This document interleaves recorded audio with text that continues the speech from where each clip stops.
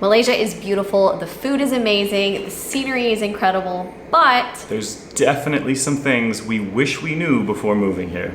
From construction nightmares to the great garbage bag crisis. Here's a list of things that we wish we knew before we left Canada to move here. Number 1, there's no Home Depot here. Let me tell you guys, as someone who loves to DIY stuff, it's very challenging and very difficult to not be able to just go to one place like we would back home, Home Depot, Rona, whatever it might be, and just get everything. Get all the tools that you need, because obviously moving across the world, I didn't bring any tools. And then also all your building supplies. There's no wood here. You can't just go to the store and buy planks or 2x4s. It's kind of crazy. It was a nightmare. There's a closet back there. It was just empty. So I was like, okay. I went and got brackets, I put up all the brackets, and then I'm like, okay, I need wood. Yeah, so where do I get wood? We went to like every hardware store here and couldn't find wood anywhere. So I asked a Malaysian friend, I said, if I want to put some shelves in a cupboard, where do I go? And what do you guys do? And his response was, pay somebody to do it for you. Yeah, literally, he's like, why would you do it yourself? Just pay someone to do it. We're like, what? Hardware stores are not the same. You'll find some stuff, but not to the extent that you would find back home. For sure. So you have something called Mr. DIY, which is a glorified dollar store, let's be honest. Yeah, pretty much. Right? Yeah. And then you have places like Home Pro, which is definitely more... It's a little bit better. Yeah, you can find tiles, you can find, flooring, and you can find tools, sinks. Yeah. But you can't just go, I want to build something. Yeah. I want 2x4s, I need 2x6s, whatever it is. And they also have something called Ace Hardware, which is like kind of the middle even then, road between Mr. DIY and Home Pro. Ace Hardware is a Western brand. Yeah, they don't have a lot of stuff. But they don't have much, and it's very expensive. Okay, so if you want to put up curtain rods, and you want to get brackets, and you want to get screws, and you want to get the tools to do it, you're not able to find like a one-stop shop where every single thing might be in one place. You might be going to 3 different towns really to get everything. Something from IKEA, something from Home Pro, something from Ace Hardware. So yeah, there's no like one-stop shop like we're used to back home. Yeah, exactly. At least like what we're used to. So yeah. Number 2, the quality of household items. And if you think garbage bags are just garbage bags, just wait till you get halfway to your garbage bin and the bag just decides to explode. That's right. So some things here you'll find are not the same level of quality, which is weird because we're so close to China and everything that we get in Canada anyway is from China. And so you would assume that things would be cheaper and the same quality. Garbage bags are an issue. We've probably gone through 10 different garbage bags from different stores to try and find one that will just hold the garbage because everything either tears as you're like putting the bag in. Or when you pull the bag out to pull the garbage and the whole top ring of the garbage bag comes out. It's a disaster. It's a disaster. But one thing you will find is that that's kind of by design. I looked it up, and China has different varying degrees of quality, and depending on the country, they will ship. Obviously in Canada and America, they require a higher quality and also a higher price, whereas in a lot of the Asian countries, they'll sacrifice a bit of the quality for a lower price because obviously, the economy and everything else. So yeah. But the shocking thing is, though, that even when you say that, we did buy Glad garbage bags because we're like, okay, these are like the top tier ones that are available in the store. They should be better. They were like just as bad as the dollar store quality ones. So yeah, you just really need to go through a lot of stuff in order to find the good stuff. Number 3 is small appliances. We wish we didn't bring anything. I should have listened to him, because he told me not to bring appliances, but I had so many small appliances that I was like, you know what, let's just send it and let's just hope for the best. We fried a spice grinder.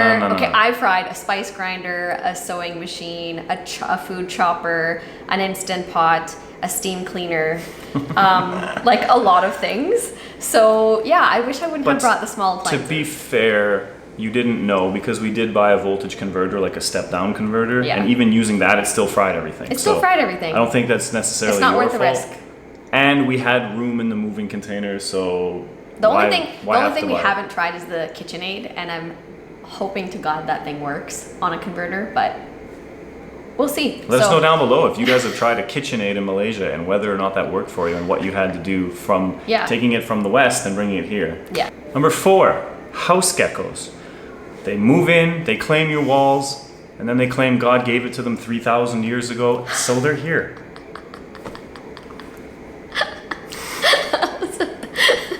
They just show up and they take over your home. They take it's over not your home. unheard of in the world today. And then they poop on everything. And the thing is their poop is so sticky, and you'll find it like everywhere. You'll find it on every wall. I'm looking at piles of it outside. These guys. We're gonna have to zoom in on that, but like literally just like poop everywhere, and they're they're small. Some of them we've literally found them in our sink, and they were Babies, this big. Yeah. And some of them are like this big, and That's they're just so annoying. They're cute to look at, great, but they're like really annoying. They're annoying and they're hard to get rid of because of, I think one of the other points, construction quality. That's a whole other point, but so they just kind of come in as they want. Yeah, there's nothing really to stop them. Yeah, our windows and doors are closed, but they just sneak right in. They walk right in, actually. Yeah. Okay. Number 5. Think of your worst nightmare, okay, guys? Cockroaches. But think about them being huge, and then they fly at your head. That's cockroaches in Malaysia. Yeah, cockroaches. So they fly. New fear unlocked. They fly. They fly, and we just learned this new fact. If you can slip a credit card in any crack in your window or door, a cockroach can come inside. Despite it being this big and this thick, they can squish themselves to a credit card size. There's not too many things that I freak out about. Cockroaches. Giant cockroaches are one of them. That's a scary one for you. It is a trade-off though, because the big cockroaches, they're like singular. Like they don't roll in a tribe. At least we've noticed that you only ever see one. And with proper pest control, they're usually dead. But it's even worse because they lay on their back with all their legs and they're like, ah! But sometimes they're alive. And then I have to kill them. And you know his method of killing the cockroaches? Okay, normally he's incredible at killing anything, okay? When it comes to cockroaches, he literally gets the shop vac and just vacuums them up, because once it goes in that bag, there's no coming out. And the one time, he literally sucked up the cockroach and then went outside and sucked up like a dozen rocks, so it would just create some kind of vortex inside the machine. Just to smash him up and make sure he's dead. Guys, if you live in Malaysia, make sure you got a shop vac, and then it's just a problem gone. Cockroach gone. Now I will say though that with pest control, and we got pest control before we moved in, and we just got it done again recently, so about once every 6 months. Yeah, they start popping out where you wouldn't expect, and they're dead and they're upside down. But not always.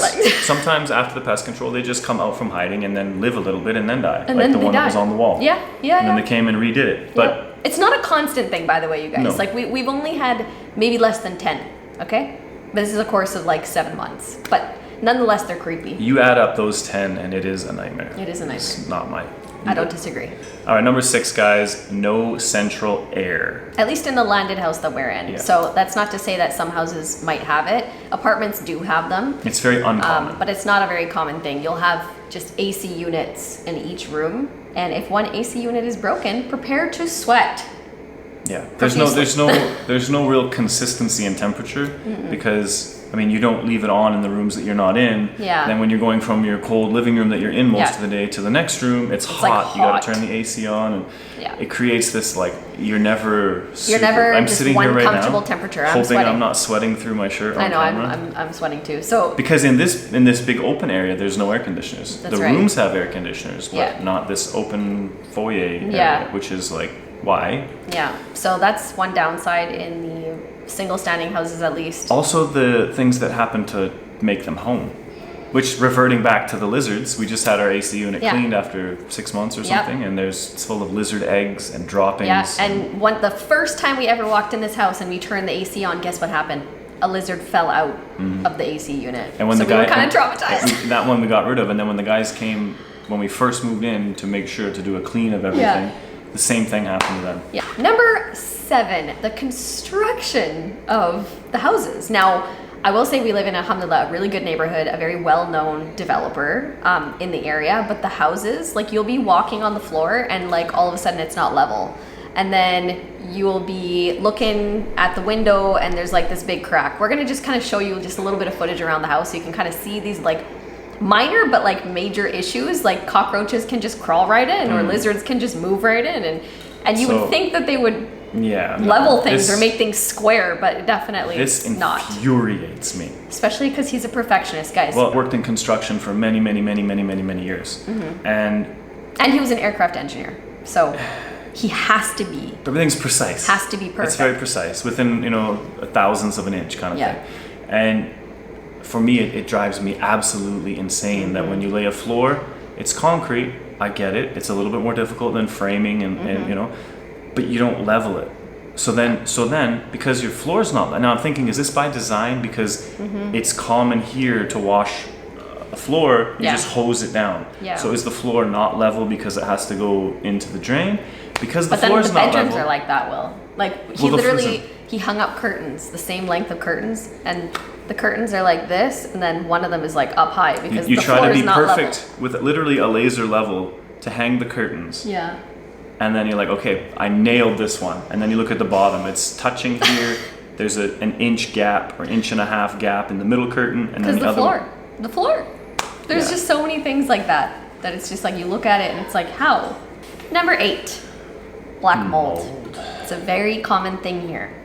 Like, extremely common. Like, pretty much every single person will deal with it at some point. Yeah, you're going to deal with it because you're in the tropics, and it's what, 70 to 90% relative humidity pretty much every day. So it gets really hot and really moldy. And if houses are left empty, which they are for the most part, the landlords are not going to be turning ACs on. The house is basically a self-containing greenhouse.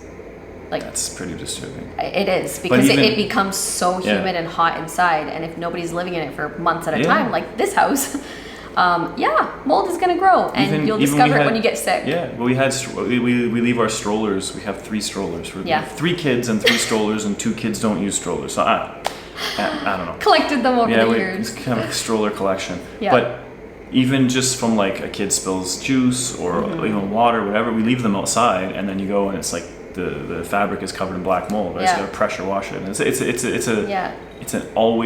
constant thing. It's a constant You'll battle. find it on a lot of stuff for sure. So especially the houses.